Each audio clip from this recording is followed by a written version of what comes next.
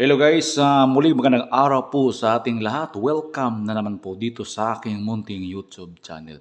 Guys, for today's video guys, unboxing po tayo ng isang power supply na para sa Dell Optiplex 3040.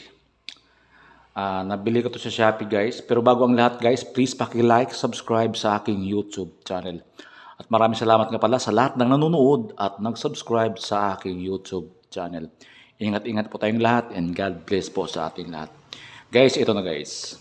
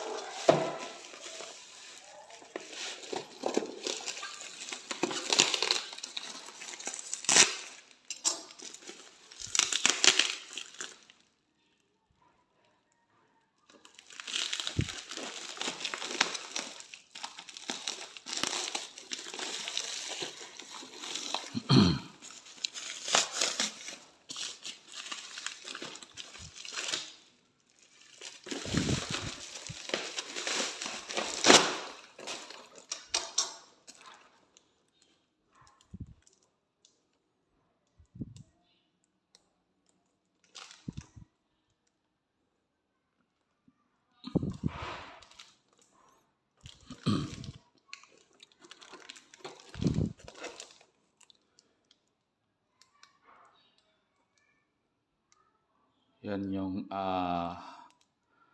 computer shop na binilihan ko ng power supply. Yan yung address nila. Tsaka yan yung cellphone number na kasama naman sa box.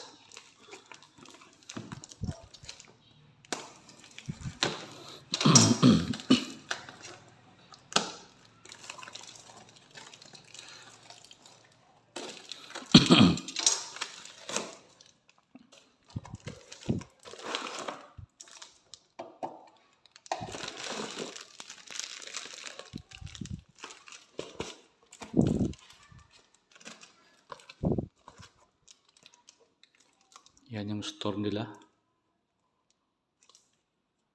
Yan. Yung cellphone number. Kung meron kayong, pwede kayong mag-inquire.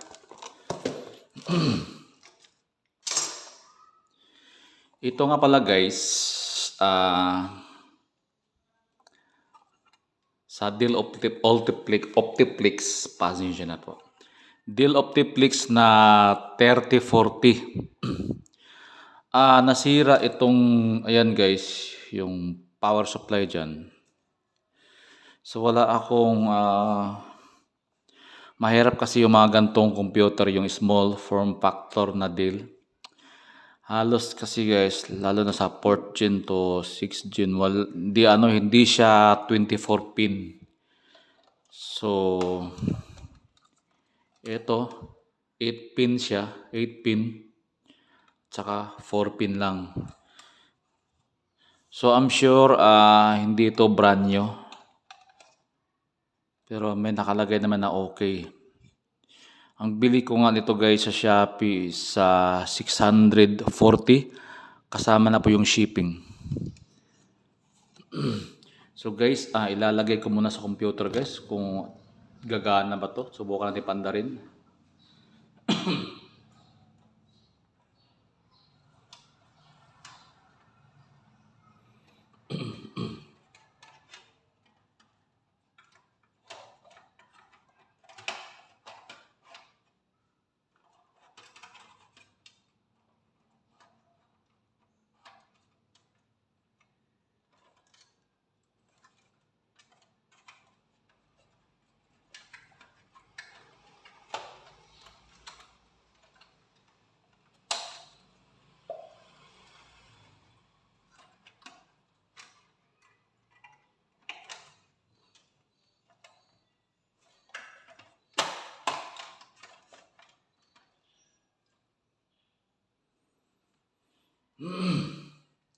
So meron siyang 8 pin.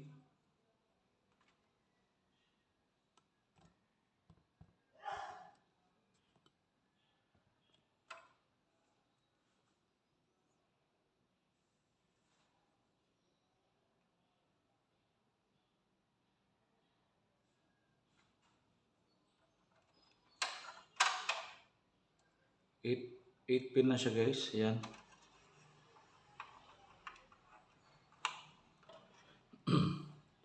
Tsaka 4 pin.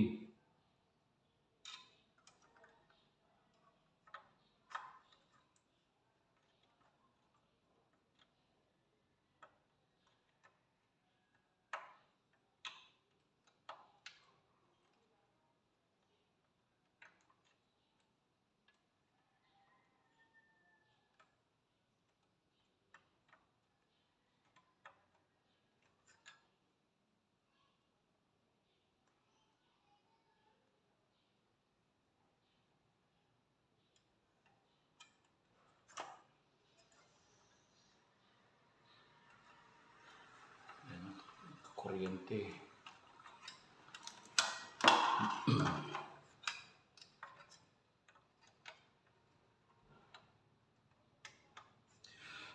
Pasensya na, medyo mahirap yung 4 pin eh.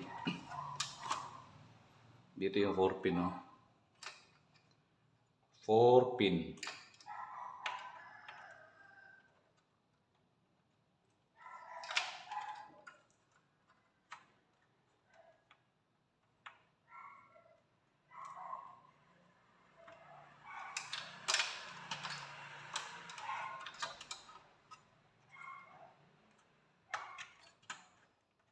So ayan guys.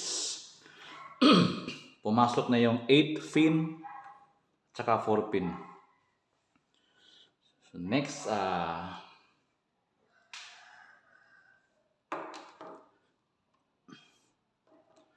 kuha tayo ng power cord. Ito. Saksak natin sa power supply. Kita ba? Ito. Power cord.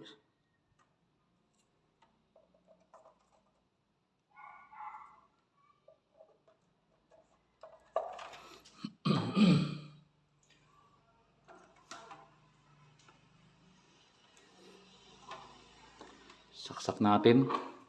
Ito yung para sa monitor. Tama ba? Sa monitor.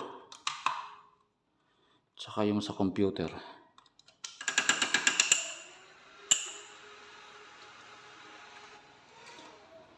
So guys, pagsaksak ko pa lang guys, umikot na yung computer. So, malalaman natin kung okay. Ayan, umiikot na po yung CPU pan niya. Excuse me po.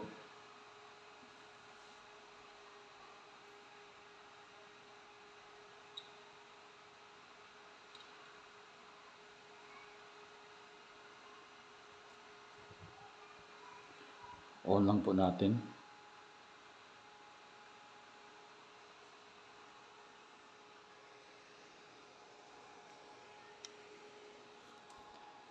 Yan nga pala guys, yung ano niya.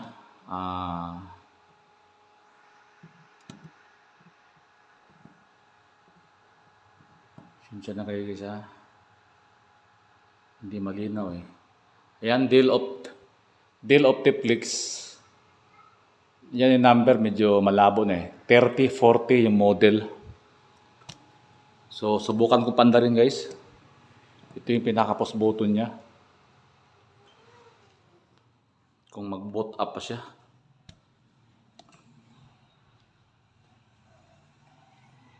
Yan yung monitor.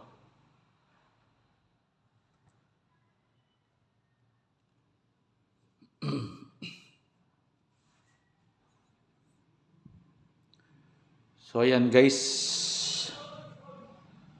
Okay siya. Magana siya. So ayan yung ano guys.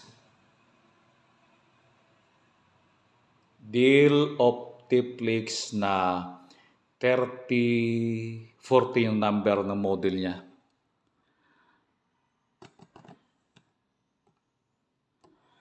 Ito nga pala guys, Dell Optiplex na 3040 yung model niya. i3 6th generation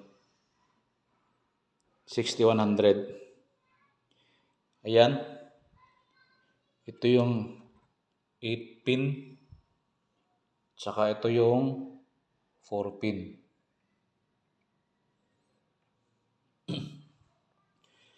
So guys, sa i3 6100 na 6 gen,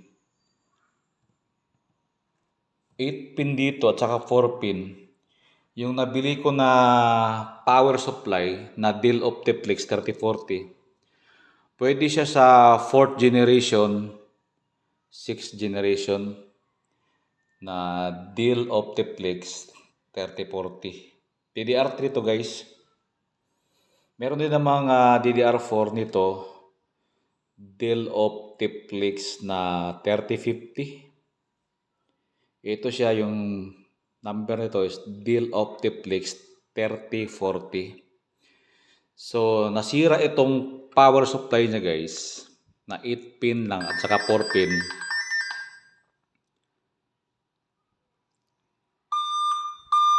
Yan. So guys, dali lang kailangan ko pang i-set up sa BIOS. Patayin ko lang.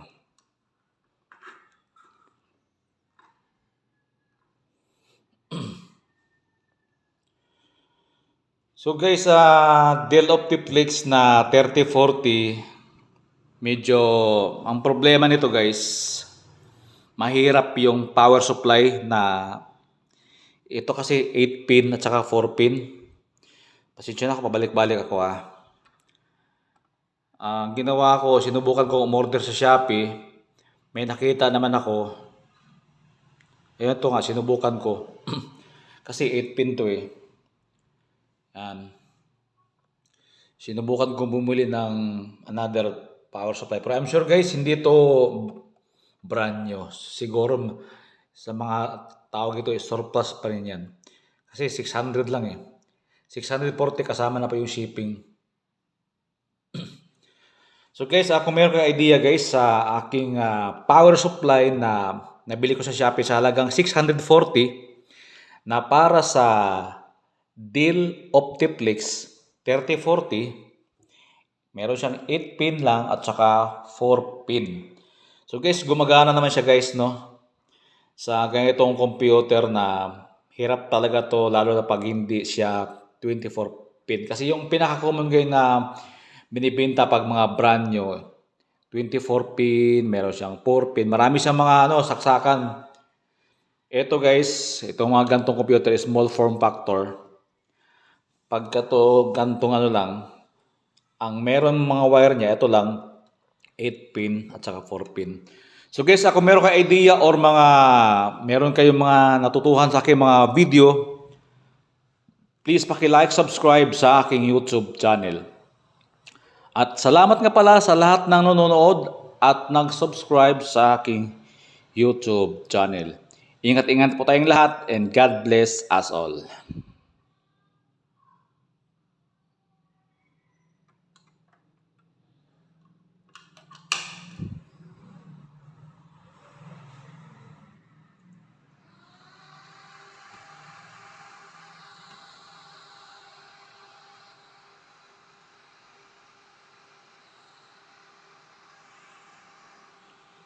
Dell Optiplex 3040, small form factor.